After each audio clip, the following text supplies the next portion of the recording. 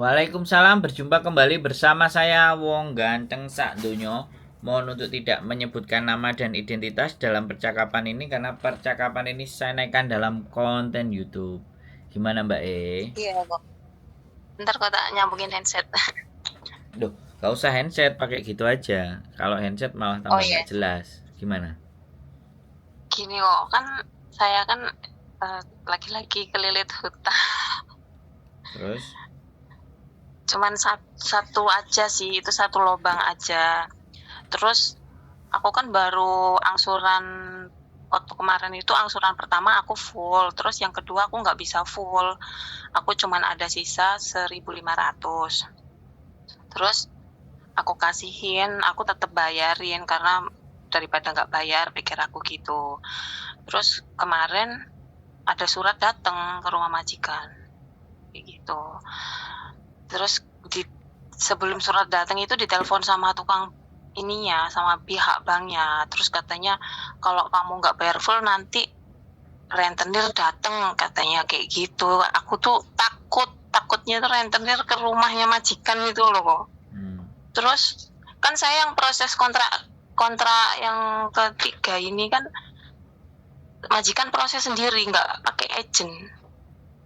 Itu nanti gimana ya kok ya?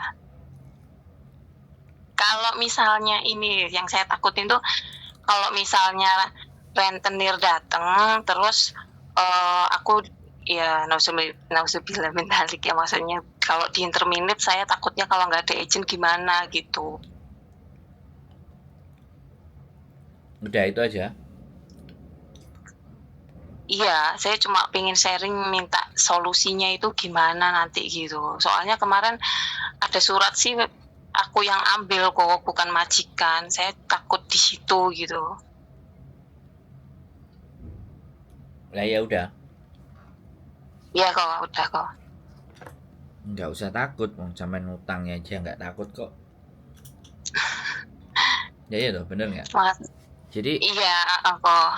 Jadi kalau misalnya di interminate gara-gara sampean ketahuan utang ya sudah, itu kan sudah bagian resiko yang sudah sampean hitung. Oh gitu ya Sampean kok. kan ngitung Iya resiko maksudnya, kan? Kan kayak gitu tuh. Nah, saya sampean tahu resikonya. Terus kalau saya di interminate itu nanti apa bisa nyari majikan lagi kok? Kalau saya nggak punya agent gimana ya kok? nggak apa-apa, nggak usah masalah agent. Sampean sampean kalau misalnya nanti ya kan utang belum kelar tuh, kan ada Iya, catatannya, ada utangnya. Nanti kalau sampean proses paling ya, kalau ternyata sebenarnya tidak ada hubungan antara orang utang sama proses ya. oh Cuman gitu ya kok. cuman kalau banknya melaporkan sampai ada tunggaan, ya Iya, namanya hutang kalau di Hongkong itu jangankan kita, orang Hongkong aja kalau punya hutang itu punya istri ya, calon istri, terus kemudian istrinya ngajukan dependent visa aja, kalau masih ada tanggungan utang aja bisa nggak keluar itu visa, apalagi kita yang orang luar oh kan. Nah, sekali lagi iya, hutang resmi dengan bank itu nggak bisa dimain-mainin, Mbak. Kalau sampean di intermediate ya bagian dari resiko, ya sampean cari aja agent-agent yang masih mau memproses sampean. Nggak menjadi persoalan, kalau iya enggak ya kok. keluar ke Makau, cari kerjaan di Makau. Terus Sampean. itu kalau kalau misalnya banknya itu kan saya masih ada etikat baik nih bayar ya kok dari sisa gajiku karena saya kan aku ada potongan sama majikan kan, masih Hmm. punya hutang sama majikan dan gajiku tuh cuma sisa 1.500 buat bayar banknya. Saya masih ada etikat bayar itu nanti bermasalah nggak ya kok ke depannya? Ya selama angka yang sampean sepakati cicilan itu ternyata nggak tertutup ya itu masalah, Mbak. Nah, Gitu sampean ya. kan ngukur mau utang itu kan cicilannya berapa kan bisa diprediksi, bener nggak? Iya kok. Iya Kenapa kok kemarin sih udah Kenapa diprediksi. kok prediksinya meleset? Ya banyak tanggungan kok ngurusin anak tiga sendiri terus ya ada masalah lain juga, Nah, urusan yang lain gitu. ya makanya kalau Semuanya meleset. kalau seandainya orang pada saat ngutang, sebelum ngutang mencari solusi, ya kan nggak telepon ke saya, Iya, giliran sudah ngutang terus nanya solusi iya. ke saya, ya sayanya bingung Mbak, kalau itu sudah diambil keputusannya. Utang itu sudah Iya. diambil. Kalau seandainya saya ditanyain sebelum ngutang itu kira-kira bagaimana? Bagaimana seperti apa? Nah, kemungkinan saya masih bisa memberikan potensi jawaban. Tapi kalau misalnya sampean sudah mengambil sebuah keputusan ibaratnya sendiri kemudian tanya ke saya, ya jawaban saya kalau sampai ketahuan majikan wingentir menet, ya itu bagian dari risiko apa yang sampean lakukan. Ya Iya kok. nggak usah pusing, ya sudah, kalau mau geser ke Makau ya geser, cari kerja di Makau. Nah, Bisa ya sambil kok dari sini ke Makau itu. ya nggak ada masalah. Nah, kalau misalnya dari Terus, sebentar, saya tak ngomong dulu, sampean iya kan kak, nanya, ya iya kan. maaf. Jadi Iya. kalau sampean sudah di Makau, ya sudah, cobalah menyelesaikan hutang itu dari Makau. Bagaimanapun kalau hutang itu bisa terselesaikan kan hati agak lega. Tapi kalau hutang itu tiba-tiba terus ditinggal begitu aja, next episode sampean mau ada urusan lagi ke Hong Kong bisa jadi masalah gitu loh. Iya kalau saya sih niatnya bayar kok, maksudnya ya pasti itu saya Enggak, bayar gini kalau loh hutang. Mbak, sampean kan bilang sampean siap bayar, tapi kan bayarannya tidak Iya, sesuai dengan angka iya. yang sampean sepakati. Ya sampean tanya ke banknya no, minta keringanan atau tambah tahun gitu loh, tambah waktunya, Gitu. Iya kok. biar nggak Berarti disuratin gitu loh. Sampean datangi tempat sampean pinjem itu, sampean datangi, terus sampean diskusi lagi, sampean ngobrol lagi, bisa nggak kesepakatan ini itu ditambah lagi, tambah bulannya karena uang saya nggak cukup gajinya gitu loh. Bisa oh dipahami iya nggak? kok. Nah itu loh, makanya Iya paham. orang hitungnya nggak tepat, terus giliran sekarang udah ditagih sama banknya terus bingungin banyak ini. Jadi sampean mau bayar, iya, tapi kan kesepakatan sampean misalnya 3.000 lah, sampean kuatnya cuma 1.500, ya itu kan ya banknya ngamuk. Sampean sudah memungkiri dari kesepakatan awal, walaupun sampean mau bayar, ini kan ke bank bukan ke orang, kan begitu. Nah nanti jangan Iya. sampai juga setelah sampean kena bank yang masalah kayak gini terus sampean gadein paspornya lagi, wah. Enggak kok, saya udah kemarin juga dikasih solusi sama temen suruh ngambil di bank satunya lagi, tapi saya nggak mau buka lubang lagi, saya mau hadepin yang satu ini aja dulu daripada bikin nyari koreng lagi, saya bilang kayak gitu. Ya makanya Ditawarin kemarin. sampean Iya. datengin, sampean minta kelonggaran, keringanan. Saya kok ya kalau kayak gitu, misalnya kita Saya kesana nggak gitu bisa, gimana gitu. saya nggak bisa memastikan bisa atau enggak karena Oh iya kok. saya nggak pernah ngutang di Hong Kong. Ntar kan tadi tak coba-coba ngutang lah. Istri saya teriak-teriak kalau saya ngutang-ngutang. Kok duitnya banyak kok mau utang toh? Bukan begini loh Mbak. Perkara duit banyak dan semua itu menurut saya hidup itu walaupun punya, saya dulu pernah Mbak, ini mungkin orang nganggapnya kayak kecil sekali, sepele sekali, tapi bagi Iya. saya ini sesuatu yang berat dalam hidup saya dulu itu pernah jualan produk, punya perusahaan tapi uangnya nggak saya setor. Saya ngambil barang tapi uangnya nggak saya setor sampai akhirnya bengkak 20 juta. Dan waktu itu saya ngekos hampir nunggak 6 bulan kalau cuma ini masa lalu saya. Jadi total jumlah hutang yang saya tinggalkan itu sekitar 20-an juta. Itu aja saya sudah nggak bisa tidur dan saya harus cari solusi karena apa? Kalau utang itu nggak saya bayar, maka yang teman saya yang jadi kepala cabang itu mau dipenjara karena menggelapkan uang. Akhirnya ya sudah, saya minta doa kepada Tuhan, saya dikasih jawaban, saya berangkat ke Jepang. 1 bulan di Jepang udah kebayar utangnya 20 juta. Orang bilang itu kepet, minus sekali. Iya kan? Buat saya, buat orang lain ya, tapi buat saya itu sudah beban. 20 juta pun itu sudah sangat menjadi beban dari hidup saya. Nggak salah kalau memang hidup itu berutang. Nah ini saya mau trial lagi, utangnya 1 miliar Mbak, bayangkan. Saya mau ngutang 1 miliar Mbak. Ya, jadi bayangkan saya mau ngutang 1 miliar ini karena sekali lagi karena tidak ada pengorbanan yang besar ketika kita berharap hasil yang besar. Iya kok. Ya, jadi datang aja ke banknya saran saya. Tapi kemarin itu saya tuh ini kok, apa namanya, sebelum itu, oh iya mau nanya ini kok, kan saya kan kemarin perpanjang kontrak itu bulan 11 ya kok, tapi saya paspornya itu bulan 4 baru habis. Nah terus sama majikan itu bikin kontrak kerja dulu, nambah kontrak kerja dulu, urus visa turun, baru paspor terakhir. Tapi kok waktu saya ke Makau itu ada visa itu cuman sampai 4 April aja ya kok, itu gimana kok? Maksudnya gimana ini maksudnya? Kok gak mudeng aku? Bentar. Kan aku kan tambah kontrak bulan 11 kemarin. Ya. Bulan 11. Nah, terus itu tuh pasporku masih berlaku sampai bulan 5 apa 4 gitu kok. Nah, sebelum urus paspor, tapi saya udah urus kontrak kerja sama visa dulu. Visa itu turun 2 tahun yang surat selembar itu ya, yang kertas itu, yang lebar itu. Nah, terus habis visa turun, saya itu ke Makau kan, Jutking katanya, suruh Jutking. Pas saya Jutking itu ke Makau, tapi di sini saya ada tulisan di paspornya, ditempelin surat kecil itu, kertas kecil. Kalau masa berlakunya visa ini saya sampai 20 April aja 2024 kok.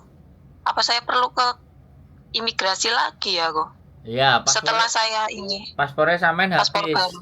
Kalau paspor habis ya pasti visa akan ikut habis. Selisihnya cuma sebulan. Gitu. Jadi kemarin saya sudah ini kok, udah bikin paspor baru. Nah ya sudah, sampean tinggal extend. Oh, berarti ke imigrasi lagi gitu ya? Sampean extend itu mindahin data visa sampean di paspor lama ke paspor baru. Itu namanya extend. Oh gitu. Iya, kok makasih ya kok ya. Soalnya nggak pakai agent, jadinya saya tuh ya agak gimana gitu. Duh, bukan nggak pakai agent, Mbak. Semua renew juga harus pakai agent. Bukan nggak pakai agent, cuman sampean nggak tahu agentnya apa. Oh gitu ya, kemarin bosku bilang nanti ini urus sendiri aja soalnya lebih murah katanya bosku kayak gitu. Terus bosku urus di rumah itu, ngurus sendiri dia kemarin. Berarti bagus, berarti pintar. Bosnya sampean pintar. Iya kok. Jadi ibaratnya renew kontrak tapi dia ngurus sendiri. Iya. Lebih murah. Iya kok katanya bilangnya lebih murah katanya, kalau lewat agent itu hampir 3.000 katanya. Kalau ngurus sendiri ya paling cuman berapa gitu katanya, 1.000 berapa gitu bilangnya. Pintar itu. Tapi pas sampean waktu renew itu kan yang dibutuhkan kan cap PT yang sama. Saya nggak tahu Pak, semua majikan yang urus, terus tahu-tahu visa datang aja, kontrak kerja datang, saya tanda tangan, terus sama bos dikirim lagi gitu. Terus baru bareng turun sama visanya itu dikirim ke rumah sini gitu. Kalau majikan renew kontrak with the same employer. Dia datang sendiri ke imigrasi itu.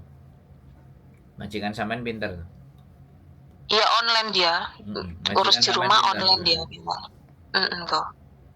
Jadi jarang yang saya ketemu sama majikan yang mau renew sendiri. Ini baru denger ini aku. Semuanya pasti dua kali kontrak ini kan saya udah 3 kali ini. Yang kontrak kedua sama ketiga ini dia urus sendiri kok. Urus sendiri terus. Keren nih, berarti majikannya top. Tahu aturan majikan ini. Hati-hati sampean kalau majikan sama yang baik kayak gini dan tahu aturan. Sampai iya kok, kalau majikan sih alhamdulillah baik banget kok. Alhamdulillah. Tapi ya kok ya lagi loh, ngomong aja masalah sampean itu sampean omongno ke majikan. Gitu loh. Karena kan majikan sampean yang juga tahu kerja sampean dan sudah berapa kontrak sama sampean, omongin lagi. Kamu kok utang terus, ya bilang aja masalahnya. Di Ya rumah dia tuh ya dinikahin. tahu kok kalau saya tuh urus anak 3 sendiri gitu. Dia tuh ya tahu gitu. Masalahku tuh ya cerita kalau sharing tuh sama majikan terus sebenarnya. Tapi saya punya hutang bank ini, saya yang nggak berani cerita. Memang utang banknya ada berapa ribu? Kemarin sih hutang banknya itu tuh 44.000. Oh. Bisa utang segitu itu cicilannya sebulannya berapa angkanya? 3.580. Nah, terus sampean mau terima duit berapa kalau cuma 3.850? Iya, karena kemarin ada masalah kok, kan anak saya kan yang itu diculik sama mantan suami saya, itu nggak disekolahin kok, masih kecil. Nggak harus keluar duit banyak, Mbak. Sampean itu diperas. Kan sampean Iya, kalau dilakukan seperti itu, sampean nggak perlu duitnya keluar banyak-banyak untuk mengiyakan apa yang diomongin suami. Bisa kita tempuh jalur hukum. Nggak sampai kemarin segitu itu uangnya gitu loh. kemarin saya nggak ngeluarin duit banyak buat mantan suami saya, tapi buat urus anak saya yang udah hampir 2 tahun nggak disekolahin itu kan, jadinya telat sekolahnya, anaknya nggak disekolahin. Saya pikir tadinya tuh saya pikir ya udahlah biarin orang ikut bapaknya, saya pikir kan. Tapi orang anak nggak disekolahin ya dia nggak dapat hak-haknya dia kan, ya kasihan kok. Ya kan Saya kayak gitu. Lah kalau kayak gini malah sampean kepotokan, sampean malah nanggung segalanya.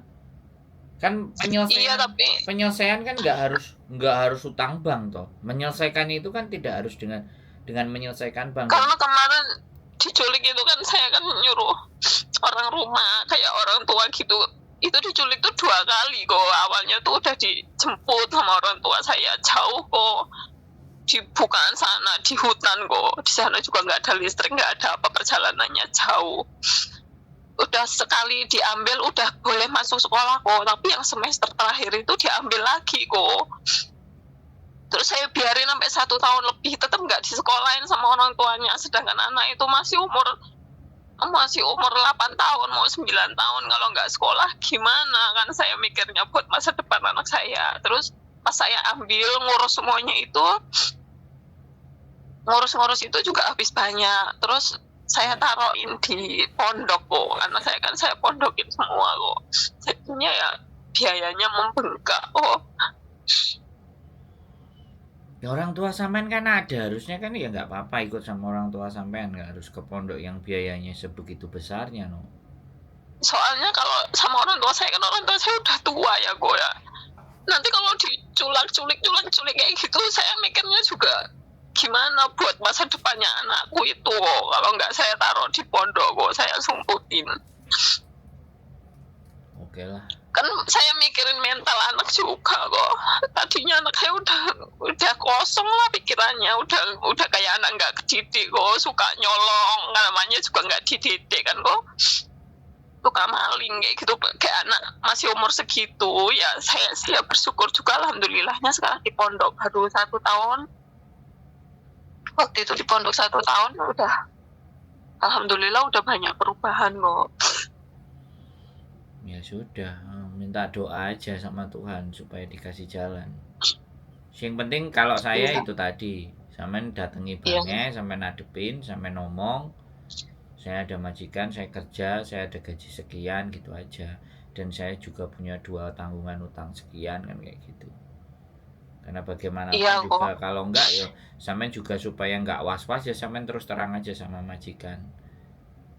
Ya, karena kalau sekali lagi kamen terus terang sama majikan ya saya tetap mau bekerja, buktinya sampai sekarang kamu renew aku juga masih tetap, karena memang kalau nggak dari kamu aku kerja bagaimana, kamu yang bisa bantu. Ya udah, tinggal ketika sampean bisa bantu ya tinggal dipotongin gaji aja, atau sampean nggak terima gaji sama sekali, atau minimalnya ya sudah makan di situ, hidup di situ, ya wis, kiriman rumah nggak ada kan, sampean harus ngatur banyak itu. Iya kok ya, banyak banget yang saya atur kok. Nah makanya ya sekali saya juga nggak pernah libur kok, tapi kalau saya nggak libur tuh kan gaji saya kan standar 47 ya sekarang ya. aku tuh nggak pernah libur kok, sama sekali nggak pernah libur. Tapi sama majikan cuman setiap bulannya dikasih 5.000, digenepin 5.000 aja karena majikan baik ya. Saya nggak pernah nuntut itu sih kok. Kalau makan apa ya tercukupi. Cuman kalau saya nggak libur itu tuh udah hampir 3 tahun ini nggak pernah libur saya kok. Tapi ya cuman dikasih 5.000 aja setiap bulan sama majikan. Ya, iya ya. Jadi kalau saya sekali lagi ditanya ya, kalau saya sudah ditanyain setelahnya, yo nggak punya pilihan. Tapi kalau ditanya sebelum mengambil sebuah keputusannya, kemungkinan masih bisa diskusi. Tapi itu kan sudah sampean ambil, ya sudah, satu-satunya jalan ya datang aja ke banknya dan bilang ke banknya untuk perpanjangan waktu, tapi nyicilnya sekian, kan kayak gitu. Ya nggak apa-apa, Iya. semuanya pasti akan bisa dilewati. Jadi yang harus ditanamkan dalam benak dan pikiran kita itu tidak selalu dan setiap permasalahan itu hanya selesai dengan uang. Itu yang mindset saya selalu hindari di dalam kepala saya. Jadi saya bukan nggak mau tergantung dengan uang, tapi bagaimana itu uang saya yang atur gitu, bukan saya yang diatur sama uang. Itu kalau saya ya prinsipnya. Terlepas berat pun masalahnya, terlepas apapun, separah-parahnya sebuah problema dan masalah, menurut saya ya kan, tidak selalu uang yang harus berkuasa kalau saya loh ya. Ya, bukan bagaimana, dan orang selalu ketika kita bicara ya itu kan kamu kan enak, kamu nggak ngerasain jadi saya kan, kadang-kadang orang kan bilangnya seperti itu. Nah sekarang kalau hidup itu bisa di bolak-balik kan ya enak. Masalahnya kan saya nggak bisa jadi sampean dan sampean pun nggak bisa jadi saya, kan begitu. Iya. Karena saya nggak bisa jadi sampean dan sampean nggak bisa jadi saya, maka saya menyampaikan sesuatu yang bisa diterima sama sampean, kan itu yang penting. Kan nggak bisa aku maksa sampean harus suruh kayak saya, yang gini gitu, kan nggak bisa. Dan saya pun ketika dipaksa suruh jadi kayak sampean kan, ya nggak bisa juga kan. Semuanya punya jalurnya masing-masing. Ya sudah, ngomong lagi baik-baik sama majikan. Siapa tahu ada keringanan di tempatnya majikan, tapi sampean ngelunasi yang di bank dulu. Wong sampean yo nggak pergi. Yang dimajikan itu bisa jadi kan bisa dipotong separuh. Kalau yang dimajikan tuh tinggal 5.000 kok. Sebenarnya setiap bulannya kan cuma dipotong 1.000 tuh sama majikan. Tapi kalau ya namanya saya 3 anak kan ya saya bagi-bagi kok. Lah ya kalau cuma tinggal 5.000 yang ngomong sama dia 500-an 10 bulan kan bisa tuh.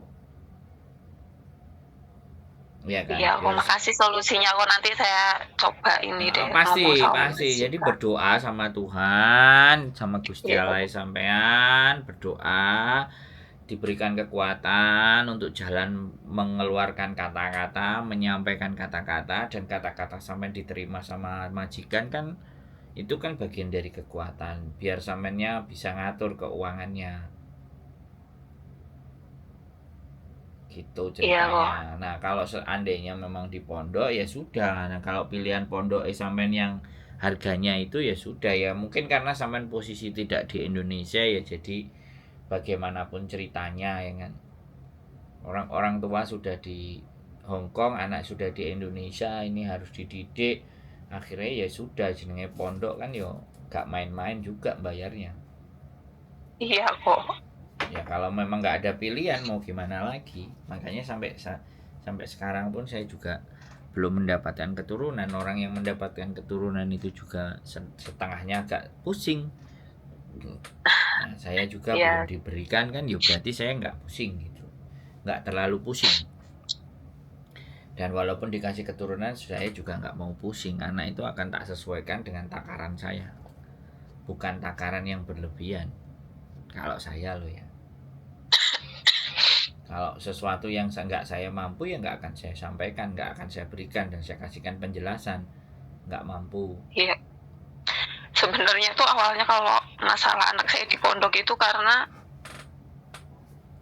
gimana ya jadi Iya, cerita. nggak ada solusi, nggak Karena apa-apa. dari Iya, bukan nggak nggak ada apa-apa. solusi kok, kalau di rumah juga orang tua saya itu tuh beda agama kok. Jadi saya mau ngarahin anak saya juga bingung, dan orang tua saya sudah tua kok. Loh lah iya, Kayak ya gitu. wis kan nggak ada solusi. Harusnya ya Nggak ada solusi, ya benar. solusinya ke situ sudah wis, nggak perlu sampean cerita lagi ke saya. Udah itu yang resiko yang diambil. Sekarang kan sampean yang harus nyiasati. Makanya ngomong ke majikan. Minta keringanan, bukan tidak dibayar tapi meminta keringanan kan. Keringanan atas waktu gitu loh. Bisa dipahami kan, Mbak? Iya, paham. Ya wes Makasih kok solusinya kok. Nggih. Yes, pokoknya semangat. Tidak ada masalah yang tidak terselesaikan. Yang penting sampean tetap sehat dan waras. Amin. Ya kalau nggak sehat sama nggak waras, semuanya anaknya kan tergantung sama sampean. Mungkin hari ini sampean menangis ya, hari ini merasa sedih. Tadi 2-3 tahun lagi kesedihan itu akan terbayar dan sampean akan pasti tersenyum. Karena Amin, tidak ada badai itu yang tiap hari badai. Badai itu hari ini, besok lewat. Iya. Lusa sudah lewat, pasti begitu. Makanya kan orang-orang yang kuat, para nakoda yang kuat itu kan nakoda yang ketika mengarungi samudranya itu penuh dengan badai. Nah, jadi kenapa sampean dikasih badai? Ya biar sampean jadi kuat. Gitu. Jadi kalau sudah bisa melewatinya kan nanti akan tersenyum.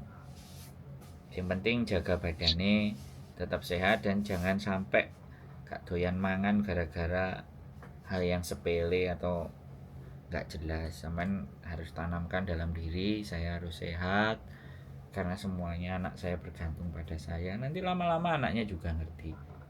Kalau sampean terus berdoa dan beristighfar, memohon ampun, jalan itu dibuka. Siapa tahu majikannya ya sudah kayak gitu. Gak apa-apa kamu, yang penting kan kamu masih 5 tahun lagi sama saya. Bentar ya kok ya. Maaf kok, ini majikan aku telepon kok. Ya udah, matiin aja nggak apa-apa. Iya. Oke, makasih ya kok. Assalamualaikum. Waalaikumsalam, sehat selalu. Oke teman-teman, banyak sekali persoalan dan permasalahan ya.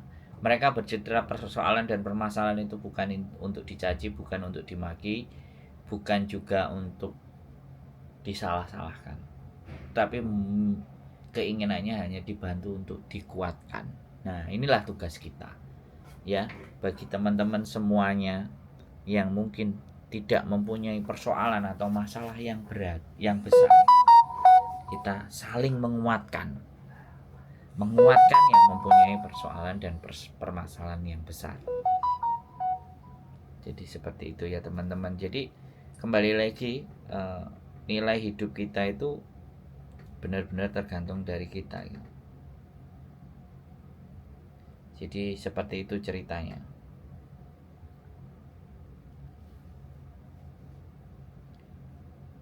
Jadi nggak ada persoalan. Jadi tidak ada persoalan, tidak ada permasalahan yang tidak bisa diselesaikan. Makanya kita yang teman-teman yang nonton konten saya ya kan, yang tidak lagi dalam banyak persoalan, kita bantu dia, kita bantu mbaknya dengan doa.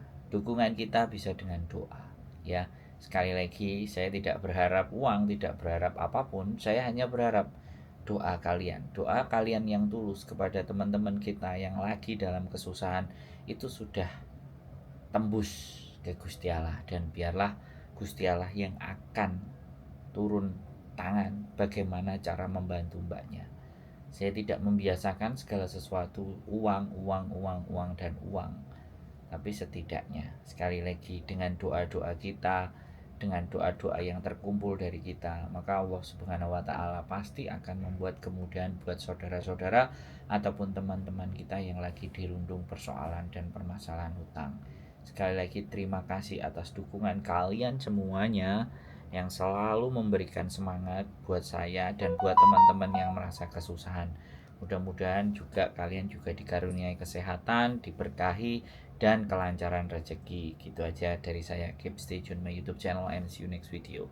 Bye bye.